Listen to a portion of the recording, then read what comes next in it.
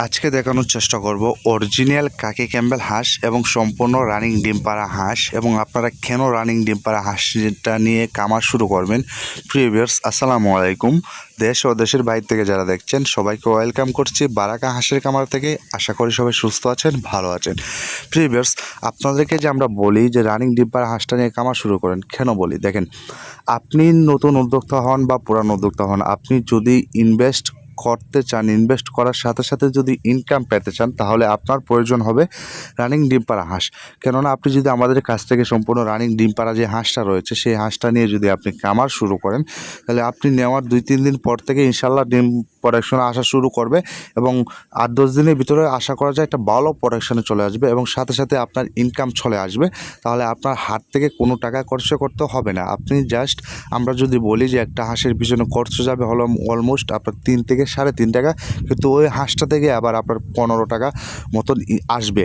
আপনার একটা বাজার মূল্য, ডিমের মূল্য আছে এখন বর্তমানে 20 টাকা, সেখান থেকে যদি আমরা 5 টাকাও বাদ দিই তারপরেও একটা হাঁস থেকে 15 টাকা আসবে।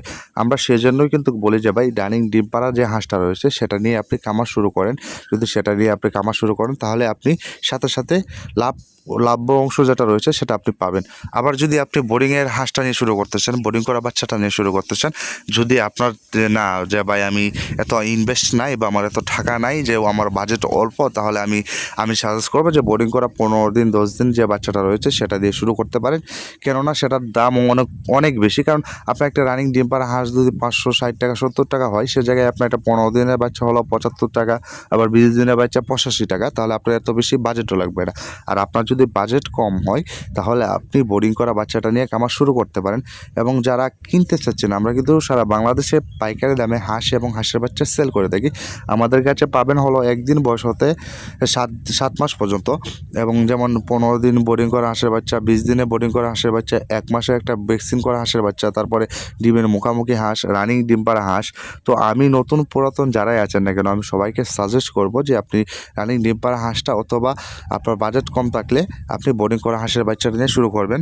আপনি যদি উদ্যোক্তা হতে চান তাহলে আপনি কখনো জিরো সাইজের বাচ্চাটা নিয়ে শুরু করবেন না, কারণ জিরো সাইজের বাচ্চাকে আপনার বোর্ডিং করতে হবে। আর যদি আপনি বোর্ডিং না করতে পারেন তাহলে তখন বাচ্চাটা মারা যাবে, আর মারা যাওয়ার কারণে কিন্তু আপনি লসের মুখোমুখি হবেন। যদি আপনি নতুন উদ্যোক্তা হন, প্রথমে নিয়ে লস খান, তাহলে তো আপনার মন মানসিকতা সব সম্পূর্ণ ভেঙে যাবে। সেজন্য আমি বলবো, আমাদের পরামর্শ অনুযায়ী যদি আপনি খামারটা শুরু করেন তাহলে অলমোস্ট আপনার হয়তো বা রানিং ডিম, না হয়তো আপনার বোর্ডিং করা যে হাঁসের বাচ্চাটা রয়েছে সেটা নিয়ে খামার শুরু করতে হবে।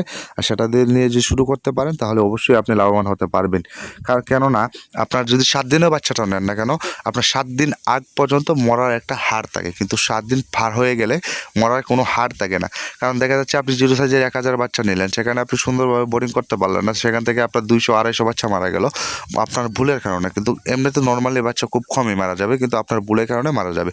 তো সেজন্য আমি বলবো আপনি হয়তো বা রানিং ডিম অথবা বোর্ডিং করে হাঁসের বাচ্চাটা নিয়ে কামার শুরু করেন। সবাই ভালো থাকুন, সুস্থ থাকুন, এই কামনা নিয়ে শেষ করছি।